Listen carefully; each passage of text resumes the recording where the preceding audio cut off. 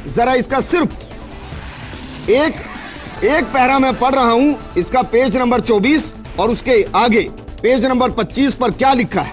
लिखा है, काल ब्रह्म ने प्रकृति यानी दुर्गा से कहा कि अब मेरा कौन क्या बिगाड़ेगा। यह अहंकार से भरा हुआ स्वरूप। मनमानी करूंगा। प्रकृति ने फिर प्रार्थना की कि आप कुछ तो शर्म करो। प्रथम तो आप मेरे बड़े भाई हो, क्योंकि उसी पूर्ण परमात्मा की वचन शक्ति से आपकी अंडे से उत्पत्ति हुई और बाद में मेरी उत्पत्ति उसी परमेश्वर के वचन से हुई। इसके आगे क्या लिखा हुआ है? इसके आगे लिखा हुआ है कि मेरे पास पिता की प्रदान की हुई शक्ति है। जितने प्राणी आप कहोगे मैं वचन से उत्पन्न कर दूंगी। ज्योति निरंजन ने दुर्गा की एक भी विनय नहीं सुनी और कहा कि मुझे जो सजा मिलनी थी मिल गई, मुझे सतलोक से निष्कासित कर दिया गया, अब मनमानी करूंगा। और यह कहकर काल पुरुष ने प्रकृति के साथ जबरदस्ती शादी की और 3 पुत्रों को जन्म दिया। इसमें क्या कहा गया है? वो 3 पुत्र कौन से हैं? वो 3 पुत्र हैं ब्रह्मा जी, विष्णु जी और शंकर जी की उत्पत्ति। आगे क्या लिखा है? जवान होने तक तीनों पुत्रों को दुर्गा के द्वारा अचेत करवा दिया गया और फिर युवा होने पर श्री ब्रह्मा जी को कमल के फूल पर, विष्णु जी को शेषनाग की शैया पर और शिव जी को कैलाश पर्वत पर सचेत करके इकट्ठा कर दिया गया। ये हैं फर्स्ट इंडिया न्यूज चैनल के एंकर विजेंद्र सोलंकी जी, जिनका मानना है कि ब्रह्मा विष्णु महेश के माता पिता नहीं हैं, जबकि इन्होंने शास्त्रों को अच्छे से पढ़ा नहीं है और संत रामपाल जी महाराज के ज्ञान को संक्रमण बता रहे हैं। संत रामपाल जी महाराज ने किस शास्त्र का हवाला दिया है वो भी आपको बताएंगे और ये भी आपको बता देते हैं जिस शास्त्र का हवाला संत रामपाल जी महाराज ने दिया है वो आप सभी के घरों में रखी है और आप उसको पढ़ते भी हैं। तो देखिए ब्रह्मा विष्णु महेश के माता पिता हैं या नहीं, देखिए ये प्रमाण।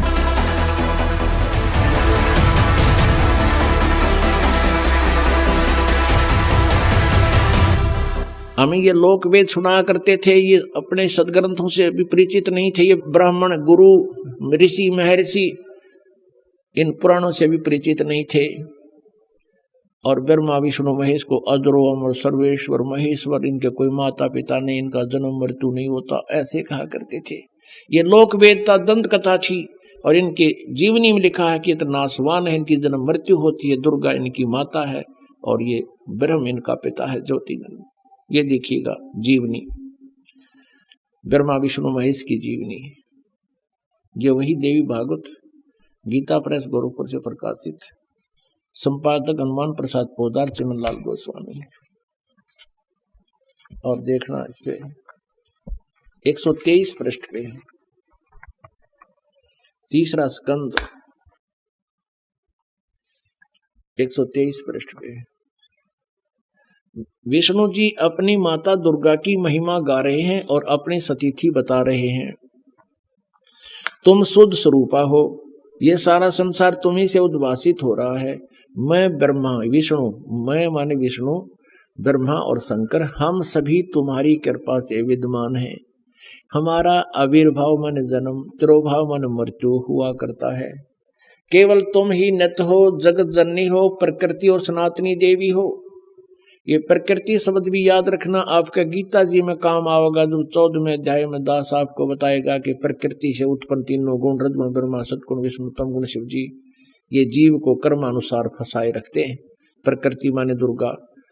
14वें अध्याय के 3, 4, 5 श्लोक में लिखा है कि प्रकृति मेरी पत्नी है, मैं पति हूं इसका, इसके पेट में जीव स्थापित करता हूं जिससे सब जीवों की उत्पत्ति होती है। विष्णु जी कह रहे हैं कि मैं ब्रह्मा और शंकर हम सभी तुम्हारी कृपा से विद्यमान है। हमारा आविर्भाव मन जन्म, तिरोभाव मन मृत्यु हुआ करता है। केवल तुम ही नित्य हो, जगत जननी हो, प्रकृति और सनातनी देवी हो। इसी का समर्थन भगवान शंकर कहते हैं। भगवान शंकर बोले, देवी यदि महाभाग विष्णु तुम्ही से प्रकट हुए हैं यानी उत्पन्न हुए हैं, तो उनके बाद उत्पन्न होने वाले ब्रह्मा भी तुम्हारे ही बालक हुए। फिर मैं तुमको लीला करने वाला शंकर क्या तुम्हारी संतान नहीं हुआ? इति सिद्धम के ब्रह्मा विष्णु महेश नासवान है, दुर्गा इनकी माता है। मुझे भी उत्पन्न करने वाली तुम ही हो शिवे। संपूर्ण संसार की सृष्टि करने में तुम बड़ी चतुर हो। इस संसार की सृष्टि, स्थिति और संहार में तुम्हारे गुण सदा समर्थ हैं। उन्हीं तीनों गुणों से उत्पन्न हम ब्रह्मा विष्णु एवं शंकर नियमा अनुसार कार्य में तत्पर रहते हैं। इससे सिद्ध हो गया रजगुण ब्रह्मा, सतगुण विष्णु, तमगुण शिव जी। और ये केवल नियमित काम कर सकते हैं, जैसा वर्क डन, इसमें कोई परिवर्तन ये नहीं कर सकते। इस पवित्र पुराण के इन चंद पंक्तियों ने ये स्पष्ट कर दिया, 4 कंसेप्ट क्लियर कर दिए। एक तो ये है कि ब्रह्मा विष्णु महेश नासवान, इनकी जन्म मृत्यु होती है। दूसरा ये हो गया कि दुर्गा इनकी माता है। तीसरा ये हो गया कि रजगुण ब्रह्मा, सतगुण विष्णु, तमगुण शिव जी है।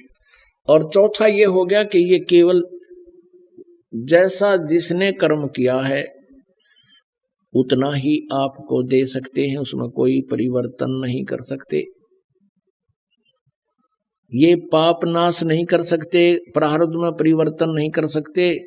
रजगुण ब्रह्मा, सतगुण विष्णु, तमगुण शिव। ये देखो हमारे सदग्रंथों में प्रमाण। मार्कंडेय पुराण गीता प्रेस गोरखपुर से प्रकाशित है। ये गीता प्रेस गोरखपुर से प्रकाशित है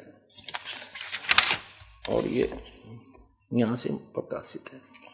इसके 123 पृष्ठ पर ले चलते हैं आपको। 122 से प्रारंभ करते हैं। यहां पर मार्कंडेय जी ज्ञान बता रहे हैं। मार्कंडेय जी बोले, मुने, यहां तक हम इसके सामने लेते हैं, यहां पर आते अपने मतलब की बात लेते। रजोगुण प्रधान ब्रह्मा, तमोगुण प्रधान रुद्र और सतगुण प्रधान विश्वपालक विष्णु हैं। यही 3 देवता हैं और यही 3 गुण हैं। इति सिद्धम रजगुण ब्रह्मा है, सतगुण विष्णु, तमगुण शिव जी। इन्होंने, इन अज्ञानियों ने काल प्रेरणा से, नकली संतों, महंतों, आचार्यों और शंकराचार्यों ने, गुरुओं ने अध्यात्म ज्ञान को ऐसा उलझा दिया इस काल प्रेरणा से कि 9 मन सूत उलझिया, ऋषि रहे झकमार, और सतगुरु ऐसा सुलझा दे उलझे ना दूजी बार।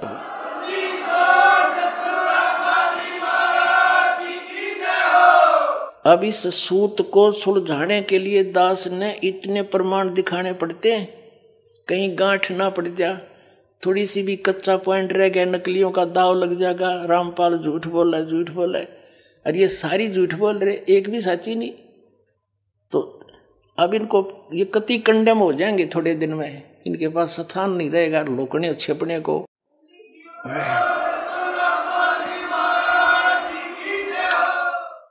या तो ये संत स्वीकार कर लेंगे कि सचमुच सच्चाई यही है और सबको कह देंगे अपने भक्त अनुयायियों को, इनका भार हल्का होगा। और नहीं तो इनको यहाँ जगह नहीं रहेगी हिंदुस्तान में रहने के लिए। एक दिन ऐसा आ जाएगा, पलायन करना पड़ेगा इनको दूसरे।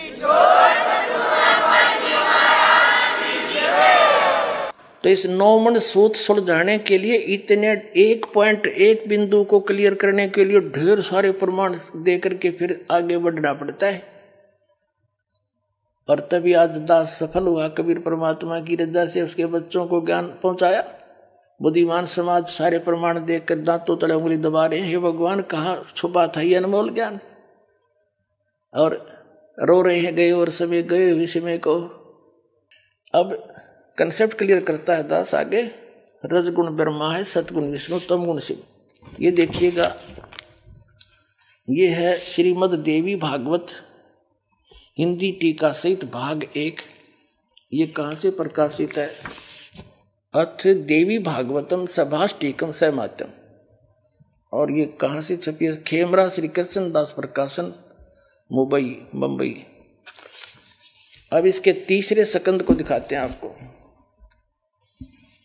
अथ श्री मद देवी भागवते भाषा टीका युक्ते तृतीय स्कंद है प्रारंभते। इसके प्रश्न नंबर 11 पर आपको दिखाते हैं। यह है प्रश्न नंबर 11। देवी भागवत भाषा टीका तृतीय स्कंद अध्याय 5 का ये मंत्र नंबर हम 8वां पढ़ देंगे, 7वां या समाप्त हुआ। भगवान शिव अपनी माता दुर्गा से प्रार्थना कर रहा है कि हे माता, यदि हमारे ऊपर सदा आप दया युक्त हो तो हमको तमोगुण किस प्रकार प्रदान किया? तमोगुण में ब्रह्मा रजोगुण और हरि यानी विष्णु को सतोगुण युक्त किए। किस प्रकार युक्त किए? अभी संस्कृत से अच्छी तरह समझ में आओगे। हम संस्कृत भी पढ़ सकते हैं क्योंकि देवनागरी लिपि है। यदि दया धर्मना, वही 8वां अध्याय है, इसका अनुवाद ऊपर है। यदि दया धर्मना न सदाम्बिके कथम अहम विहित च, क्यों बना दिया मैं को तो तमोगुण है। भगवान शंकर कह रहा है मुझे तमोगुण क्यों उत्पन्न कर दिया आपने। और कमल जय, कमल से उत्पन्न होने वाले ब्रह्मा जी को रजोगुण संभव, इसको रजोगुण क्यों बना दिया। सुवित किमो, सुविहित किमो सतोगुणो हरि, विष्णु जी को क्यों आपने सतोगुण बना दिया। इति सिद्धम, इति सिद्धम रजगुण ब्रह्मा है, सतगुण विष्णु, तमगुण शिव जी।